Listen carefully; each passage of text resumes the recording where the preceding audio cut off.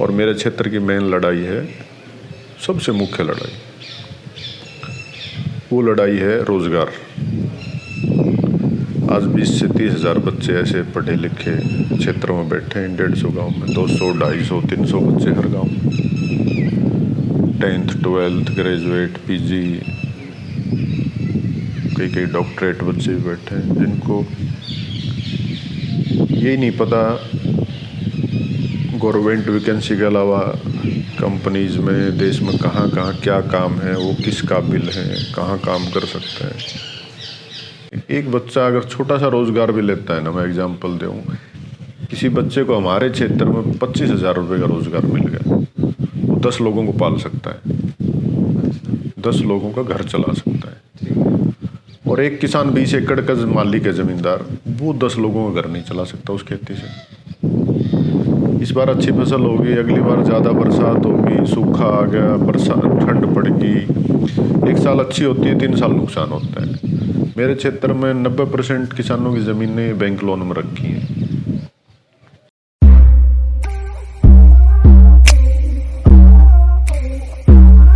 Hello everyone, this is दीक्षांत पिलानिया।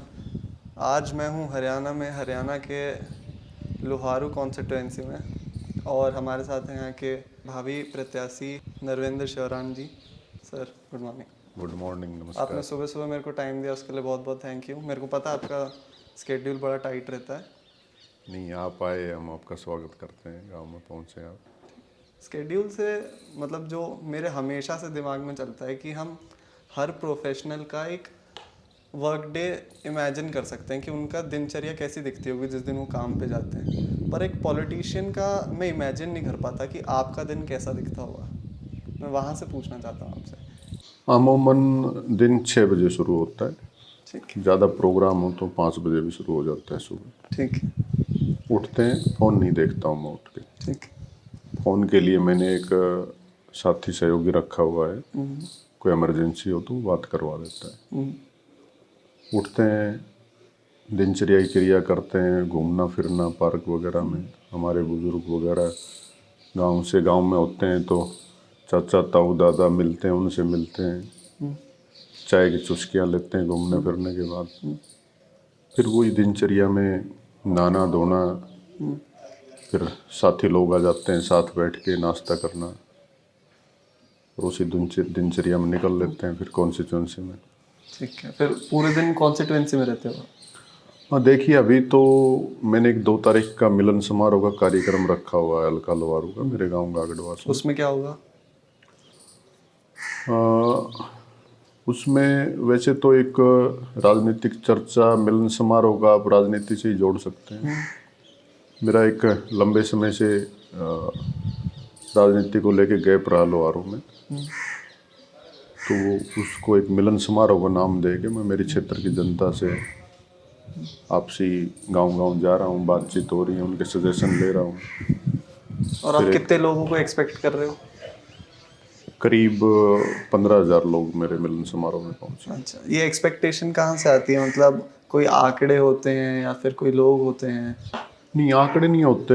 जैसे मैं 99 में मैं पॉलिटिक्स में एंट्री किया था, 1999 में, और मेरे राजनीतिक गुरु थे doctor Ajay Singh Chautala, Indian National Lokdal हमारी पार्टी होती थी।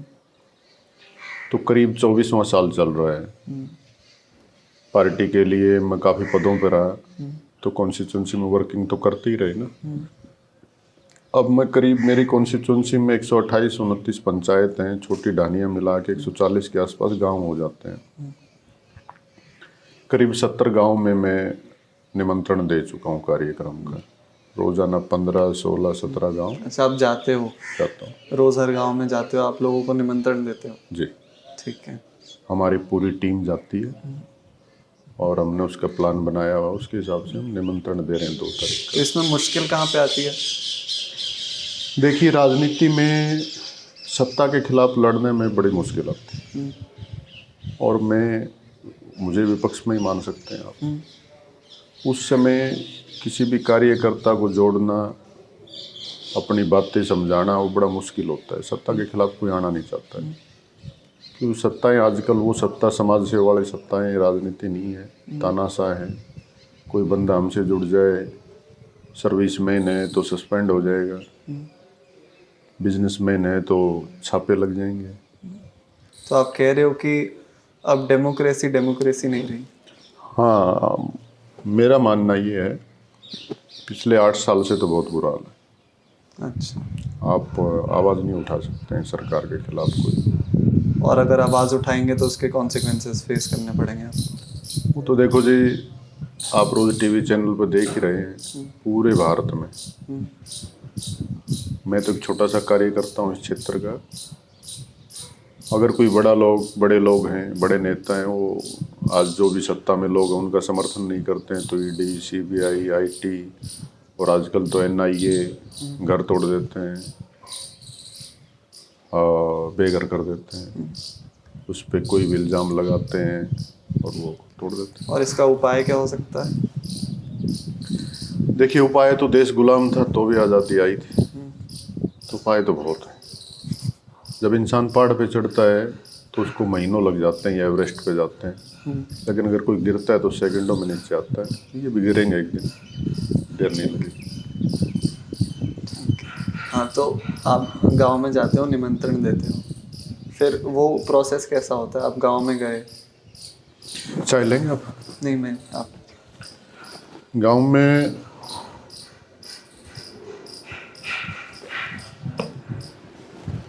देखिए, हमारा परिवार जब गुलाम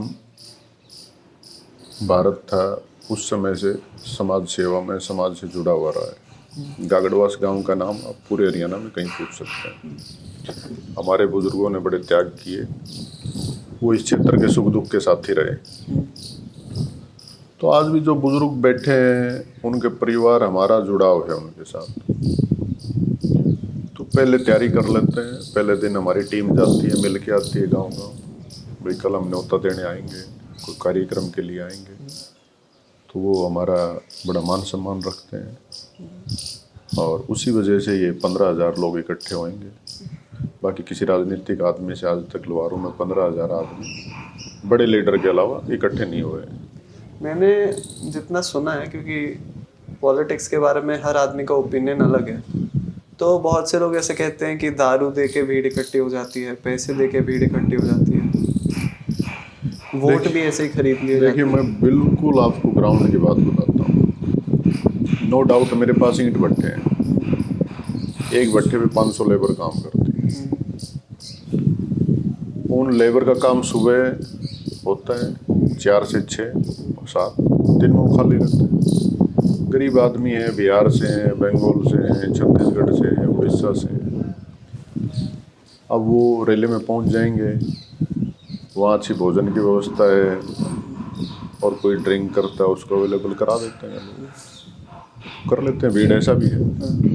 अच्छा, मतलब जहाँ जरूरत पड़ने पे भीड़ भी बुलानी पड़ती है। और काफ़ी रैलियों में टीवी चैनल्स पे दिखाते हैं भाई पैसे, रैली के बाद पैसे बांटते हुए, रैली के बाद जो है ना चुनाव में लोभ लालच देते हुए। ये तो बहुत बार टीवी पे भी देखने को मिलता है और हम तो ग्राउंड पे देखते ही हैं।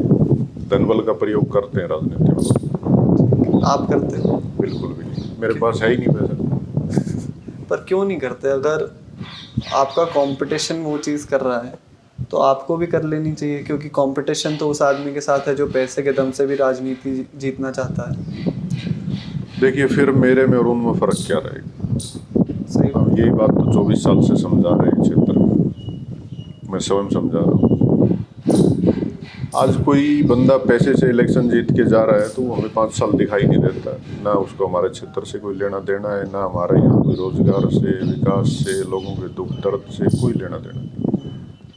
और एक बंदा जब ग्राउंड पे काम कर रहा है, आप लंबे समय से काम कर रहे हैं, तो आप हर गांव की समस्या, एक गांव में भी 10 प्रकार की समस्याएं। मेरी कॉन्स्टिट्यूंसी क्षेत्रफल के हिसाब से हरियाणा की सबसे बड़ी कॉन्स्टिट्यूंसी है, जिसको राजस्थान के 3-4 डिस्ट्रिक्ट टच करते हैं। ठीक है। हनुमानगढ़, जब हम सिवानी बेल्ट से, गुरेरा से, बड़वा से चलते हैं तो 4 डिस्ट्रिक्ट, फिर इधर गुरेरा साइड आते हैं हनुमानगढ़ डिस्ट्रिक्ट, फिर आपका चूरू डिस्ट्रिक्ट, और इधर आ जाते हैं तो राजस्थान का झुंझुनू डिस्ट्रिक्ट, हमारा क्षेत्र पूरा बॉर्डर पे है। आपको समझाऊं तो मैं, जैसे पिलानी हमारे यहाँ से राजस्थान बॉर्डर 5 किलोमीटर, सिर्फ 5? पिलानी क्षेत्र तो आपने देखा है, बिड़ला जी की पिलानी है, बिट्स की संस्थाएं हैं। इधर ही हमारा लास्ट सोहाटा विलेज है, इसके आगे भी राजस्थान बॉर्डर है। तो ये हरियाणा का सबसे बड़ा क्षेत्रफल का हल्का है। करीब 100 किलोमीटर एक कोने से दूसरे कोने पर जाने में लगता है। ठीक है। आज तक इलेक्शन कमीशन ने ये भी नहीं देखा तो एक कैंडिडेट विधानसभा का इतने लंबे क्षेत्र को कैसे संभाल सकता है। और इस क्षेत्र में 3 ब्लॉक हैं, जिनको 3 ब्लॉकों में डिवाइड किया हुआ है, जो पंचायत अफसर 3 जगह बैठते हैं। 2 सब डिविजनल हैं, जो एसडीएम लेवल के अधिकारी 2 जगह बैठते हैं। और करीब 4 से 5 कस्बे हैं इस क्षेत्र में, और 2 लाख के आसपास वोट है। ठीक है। और 36 बिरादरी का मेरा हल्का है। तो इस क्षेत्र के विकास के लिए सबसे पहले तो जरूरी है इस हल्के को 2 हल्कों में बांटा जाए। ठीक है। ताकि इसका अच्छे से विकास कर सके। जो भी प्रतिनिधि चुन के आए वो एक सीमित क्षेत्र में काम कर सकता है। और उसकी बाउंड्रीज कैसे सेट होंगी? देखिए बाउंड्रीज, अब ये हल्का यहाँ से चल के यूँ घूम घूम के यहाँ आ रहा है। ये कॉन्स्टिट्यूंसी हमेशा ऐसी गोलाई में बनाई 30-40 किलोमीटर के दायरे में। जो भी प्रतिनिधित्व कर रहा है, एमएलए है, मंत्री है, समय बचेगा, उसका पैसा भी बचेगा, तेल ज़्यादा नहीं जलेगा, लूट खसोट नहीं मचाएगा। फिर राजनीति कम खर्चा होगा तो आदमी वहन कर सकता है। बीच में मैं बताना चाहूँगा, आपने पूछा था भाई धन बल पे, जो राजनीति में पैसा लगा रहा है तो आप ये ये तो मानेंगे भी वो पैसा कमाएगा वापस। हाँ, रिकवर तो करेगा, वो करेगा ना। 5 साल में तो रिकवर करेगा तो भ्रष्टाचार बढ़ेगा। हाँ। तो इसी चीज़ को लेके हम क्षेत्र में हैं भाई, ऐसे लोगों का हमें बहिष्कार करना चाहिए। ये रिकवर करने के तरीके क्या होते हैं? देखिए बात तो बड़ी कड़वी है। आज हरियाणा में एक भी डिपार्टमेंट ऐसा नहीं है जिसके अंदर भ्रष्टाचार। ठीक है। आप किसी ठेकेदार से मिलना, आप ही बताएंगे, पॉडकास्ट करते हैं तो नहीं बताएंगे शायद आप, भाई कोई नहर बना रहा है, आप पूछना जी आपका कमीशन कितना जाता है। अच्छा, हर चीज़ में कमीशन चलता है। बिल्कुल, वो बताएंगे जी 15% है। राजीव गांधी जी ने कहा था ना, ऊपर से 1 रुपया भेजते हैं तो नीचे थोड़ा सा पैसा पहुंचता है, वो सच है। ठीक है। इसीलिए आप देख रहे हैं अच्छे से विकास नहीं हो पा रहे हैं, रोडें बन रही हैं, टूट जाती हैं। फिर वो ठेकेदार वो मटेरियल में से वो पैसा निकालते हैं। राजनीति में इसीलिए मैं गलत मानता हूँ, जो भी प्रत्याशी आए जनता ने उसको ये कहना चाहिए, आप एक गाड़ी के साथ हमारे गांव में पहुंचे, हम आपका कोई पैसा खर्च नहीं करेंगे। या फिर जितने प्रत्याशी हैं डिबेट के आधार पर वोटिंग होनी चाहिए। आप क्या विजन लेके कॉन्स्टिट्यूंसी में आए, क्या करेंगे आप हमारे हल्के में। ये नहीं है मेरी पार्टी का है, ये मेरा रिश्तेदार का करीबी है, मेरा अच्छा कर देगा, ये पावरफुल है, मेरे बेटे को नौकरी लगवा देगा। ऐसा नहीं होना चाहिए। न्यूट्रल होना चाहिए। मतलब वोटर को सवाल करने चाहिए प्रत्याशी से, भाई आप करोगे क्या और क्या गारंटी है इस चीज़ की। ये मेरा भी आपसे सवाल है कि आप इस बार पहली बार एमएलए के लिए इलेक्शन लड़ रहे हैं, तो लोग आप पे भरोसा क्यों करें? देखिए भरोसा शब्द तो बहुत बड़ी चीज़ है। जनता तो हमेशा पिसती है, भरोसा ही करती है। मैं 99 से इस क्षेत्र में सक्रिय हूँ। एक प्रत्याशी का बैकग्राउंड देखा जाता है। ठीक है। हम स्थायी लोग हैं, यहाँ स्थायी नहीं है। दादा परदादा पापा, हम मैं भी 25 साल से सामाजिक और राजनीतिक क्षेत्र में सक्रिय हूँ। मैंने 99 में पॉलिटिक्स स्टार्ट की। हमारे छात्र संघ का मैं अध्यक्ष रहा कॉलेज में। फिर हमारी एक पार्टी ने इंडियन नेशनल स्टूडेंट ऑर्गेनाइजेशन बनाई, उसमें भी मैं यहाँ अध्यक्ष रहा। हमने गर्ल्स कॉलेज अलग बनवाया, गर्ल्स और बॉयज़ की एक विंग थी, गर्ल्स कॉलेज अलग बनवाया। मैं जब कॉलेज गया तो 450 या 500 बच्चे थे। ठीक है। जब मैं ग्रेजुएशन करके निकला तो उस समय करीब 1600-1700 बच्चे कॉलेज में हो गए थे। इतना हमने उसमें काम किया। फिर उस हमारे यहाँ पीजी डिग्री नहीं होती थी लोहारू में, तो मतलब बॉर्डर पे बैकवर्ड थे। 2 सब्जेक्ट की हम पीजी डिग्री एमए का कोर्स लेके आए यहाँ। फिर मैं इंडियन नेशनल लोकदल से चुका था, तो मैंने लोहारू हल्के में युवा के हल्का अध्यक्ष के तौर पर भी काम किया। फिर हमारी इंडियन नेशनल लोकदल पार्टी के ओम प्रकाश चौटाला जी मुखिया होते थे, उसमें काफ़ी संगठनों में मैंने जिला लेवल पे, स्टेट लेवल पे 15 साल के आसपास काम किया। फिर एक पंचायती राज का इलेक्शन लड़ा, वो सीट तो लेडीज थी, मैडम बनी उस पर, जिला परिषद की सदस्य बनी भिवानी डिस्ट्रिक्ट से, अच्छे वोटों से लोगों ने जिताया। तो लगभग इस 20 साल में लोगों ने देखा भाई जमे हुए लोग हैं, ईमानदार हैं, समाज में काम करने वाले हैं, तो एक विश्वास है हमारे प्रति। तो आप ईमानदारी से काम करते हो, तो आप पैसा कहाँ से कमाते हो? देखिए, पैसा मैं और पॉलिटिशियन को भी कहता हूँ, आप ये कमीशन, भ्रष्टाचार, किसी को थाने से छुटवाने के पैसे, किसी को पकड़वाने के पैसे, ये काम बंद करो ताकि समाज सुधर सके। बहुत सारे काम धंधे हैं, बिजनेस है, अपने काम करो जी। बेसिकली जमींदार तो बापू दादा के समय से हमारा ठीक रहा है, उसके बाद माता जी फादर भी जॉब में रहे, मैंने भी अपना ईंट भट्ठा लगाया, पेट्रोल पंप लगाया और 1-2 एजुकेशन संस्थाएं खोली, छोटी छोटी इंडस्ट्रियाँ, छोटी छोटी इन्वेस्टमेंट करके वे अपना मैनेज, बहुत सारा धन नहीं है लेकिन इतना मैनेज है, बच्चे पढ़ लें, मैं समाज में शादी ब्याह में कन्यादान करा दूं, अपना काम चला दूं। छोटू राम सर ने कहा था कि चोदर सुख की नहीं मिलती, ढूंढ फूकना पड़ता है। सही कहा उन्होंने। तो क्या उसमें सब कुछ आपको त्याग करना पड़ता है, B it monetary, B it your time, B it your efforts?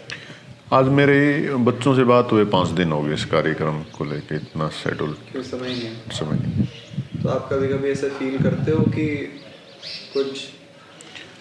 देखिए, ये एक प्रकार का युद्ध है, ये इंसान के दिमाग में फिट हो जाता है। जब आप युद्ध में उतरते हैं तो शायद आपको ध्यान नहीं रहता परिवारों के पीछे क्या हो रहा है, क्या नहीं हो रहा है।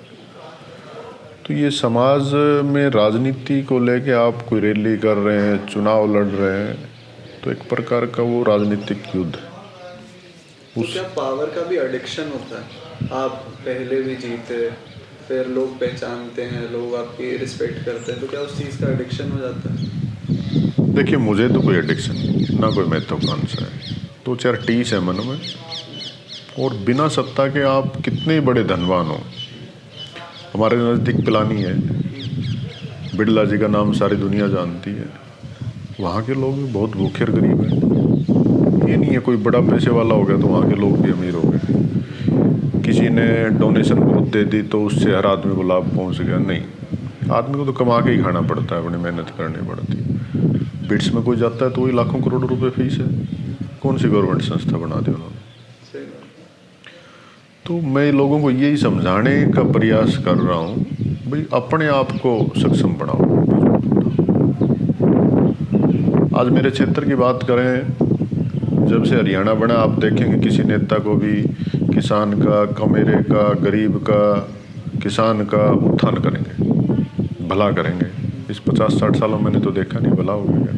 कोई बात भी नहीं कर रहा किसान के बारे में? कोई बात नहीं है जी। आप खेती करते हैं तो स्वयं करनी पड़ती है, ट्यूबवेल बनाते हैं तो जेब से पैसा है, बीज डालते हो तो आपकी जेब से है, बिजली का बिल भरते हो तो जेब से है, किसान का है क्या? तो आप इस पर काम कर रहे हो इन चीज़ों पर? देखिए, मैं समझाता हूँ अपने लोगों को, जैसे भी कम खर्चा करें, बच्चों को अच्छी शिक्षा दो, कंपटीशन की शिक्षा दो ताकि वो बढ़ सकें, वो रोज़गार पे आ सकें। एक बच्चा अगर छोटा सा रोज़गार भी लेता है ना, मैं एग्जांपल दूँ, किसी बच्चे को हमारे क्षेत्र में 25,000 रुपये का रोज़गार मिल गया, वो 10 लोगों को पाल सकता है, 10 लोगों का घर चला सकता है। और एक किसान 20 एकड़ का मालिक है, ज़मींदार, वो 10 लोगों का घर नहीं चला सकता उस खेती से। इस बार अच्छी फसल होगी, अगली बार ज़्यादा बरसात होगी, सूखा आ गया, बरसात, ठंड पड़ेगी, एक साल अच्छी होती है, 3 साल नुकसान होता है। मेरे क्षेत्र में 90% किसानों की ज़मीनें बैंक लोन में रखी हैं। तो कैसे मानेंगे समृद्धि आई है? आज से 25 साल पहले तो 10% लोगों को भी कर्जा नहीं था। क्या महंगाई इतनी बढ़ गई है कि लोगों को कर्जा लेना ही पड़ रहा है? अब देखिए कितने अनावश्यक खर्चे बढ़ गए हैं। फ़ोन, एक फ़ोन मानेंगे 40-50 हज़ार रुपये का साल का बिना वजह खर्चा, हर घर में हर बंदे के पास फ़ोन है। साधन, बाइक, गाड़ियाँ, तेल का इतना महंगा होना। हमारे ज़मीन किसान के खेतों में पैदा करते थे, सब्जियाँ सारी चीज़ें घर की यूज़ करते था जो बाज़ार से लेके आते। मेरे टमाटर यहाँ से बाज़ार गया 2 रुपये किलो, दूसरा ही किसान उसको 10 रुपये किलो खरीद के घर ले आया। किसान की चीज़ किसान खरीद रहा है, तो ये गलत बात है। सरकार इस बात पे कभी को कैंप लगाना, समझाना, बताना ध्यान ही नहीं है सरकार। कहते हैं फर्टिलाइज़र यूज़ मत करो, स्प्रे खाद मत डालो। अरे स्प्रे खाद देश में ही तो बन रही है, सरकार इन कंपनियों फैक्ट्रियों को बंद क्यों नहीं कर रही? सही बात, यहीं तो बन रही है। तो सिर्फ लोक लुभावन वादे और इन चीज़ों में मैं मानता हूँ किसी की भी सरकार को सुधार करना चाहिए, नहीं तो देश तो ना गर्त की तरफ जा रहा है। तो आप चाहते हो कि वोटर को सबसे पहले समझदार होना ज़रूरी है, उसको अपना फ़ायदा नुकसान समझ में आना चाहिए। बिल्कुल आना चाहिए। और इलेक्शन कमीशन ने या सरकार ने इसके ऊपर कोई ऐसी मुहिम चलानी चाहिए जो लोगों को अवेयर करे, जबकि इस और कोई ध्यान नहीं है। तो मैं अभी थोड़े दिन पहले किसी से बात कर रहा था और उसमें मैंने कहा था कि हमारे तो नेता सारे अनपढ़ हैं। तो आज मुझे आपसे मिलकर बहुत अच्छा लग रहा है कि पहली बात तो यंग नेता, फिर दूसरे पढ़े लिखे नेता। जनरली लोगों में इतनी हिम्मत होती नहीं है कि वो अपना काम छोड़ के या फिर परिवार छोड़ के पॉलिटिक्स में घुस जाए, क्योंकि जैसा आपने बताया पूरा टाइम मांगता है। आपको 5 दिन हुआ अपने परिवार से बात करें, यहीं आप किसी नौकरी में होते या फिर किसी बिजनेस में होते तो शाम को 5 बजे घर पहुँच जाए। देखिए आप सही कह रहे हैं, ऐसी पॉलिटिक्स भी जब बनी है जब गलत लोगों के बारे में भी लोगों को अवेयर करना, समझाना, इसलिए तो ज़्यादा समय लग रहा है ना। हम भी उनकी तरह जाएं और वही बातें करें तो समय नहीं लगेगा, हम भी फ्री हो जाएंगे। बाकी रही बात, राजनीति एक हार्ड सब्जेक्ट है, बहुत कठिन। उसमें आपको साधुओं जैसी ज़िंदगी जीनी पड़ती है। तो इसमें जो राजनीति में उतरता है वो कोई ज़्यादा सोचता भी नहीं है, मेरा जहाँ तक मानना है। उसका परिवार तो भगवान पालता है, लगभग पॉलिटिशियन समय नहीं दे पाता परिवार। तो जो राजनीति में जो कंपटीशन है, क्या वो हेल्दी कंपटीशन है? क्या एक कार्यकर्ता, एक राजनेता दूसरे राजनेता की इज्जत करता है या फिर एक बीच में गलत काम भी होते हैं? देखिए मैं मेरे को लेके बताऊं तो मुझे किसी से द्वेष नहीं रहता, लेकिन हेल्दी कंपटीशन नहीं है। किसी भी राजनीतिक पार्टी में बात करें, भत्ता बढ़ा दिया, पेंशन बढ़ा दी, बिजली के बिल कम कर दिए, लोक लुभावन वायदे ताकि अगली बार वोट मिल जाए, इसको हम हेल्दी कंपटीशन नहीं कर सकते। आपने ग्राउंड लेवल पर क्या किया, शिक्षा को लेके क्या किया, अन्य फैसिलिटीज़ को लेके आपने क्या किया, जब किसान को लेके क्या किया, ये सारी चीज़ें बतानी पड़ेंगी आपको जनता को। आज नहीं तो 10-20 साल के बाद जनता सवाल पूछेगी, जवाब मांगेगी, जैसे जैसे शिक्षित होते जा रहे हैं लोग।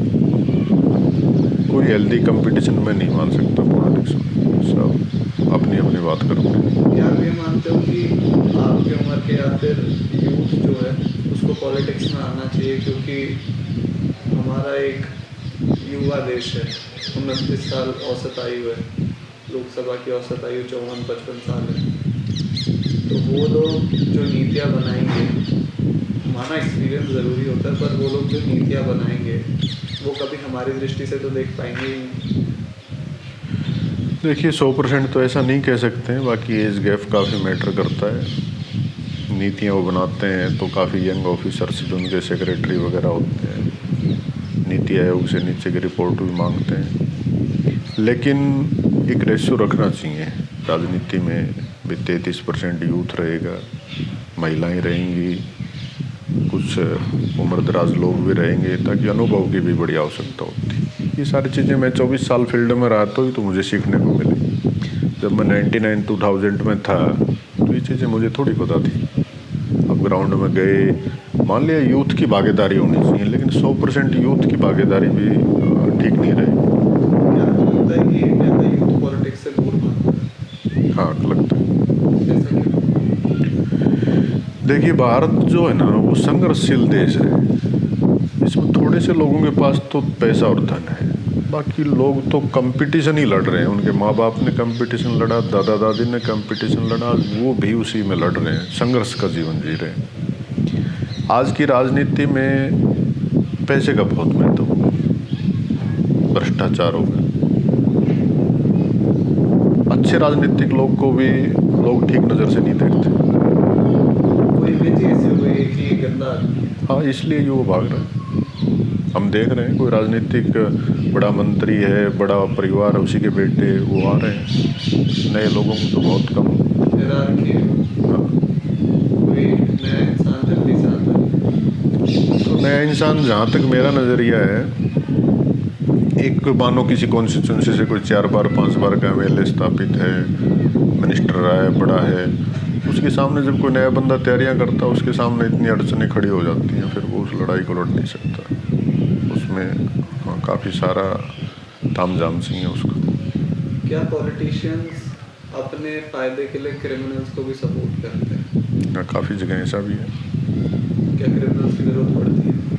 देखिए, मैं आपको बताऊं तो ना क्रिमिनल की ज़रूरत पड़ती है अच्छे इंसान को, ना ज़्यादा धन बल और दिखावे की ज़रूरत पड़ती है।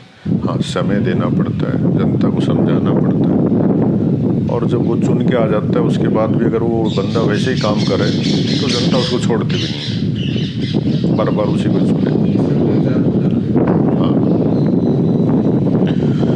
देखिए, हमारे यहाँ झज्जर में बेरियल है, डॉक्टर रघुवीर सिंह कात्यायन MLA, 8 बार से MLA। जब शायद संयुक्त पंजाब था उस टाइम के डॉक्टरेट PhD हैं वो, HI हरियाणा एग्रीकल्चर यूनिवर्सिटी से।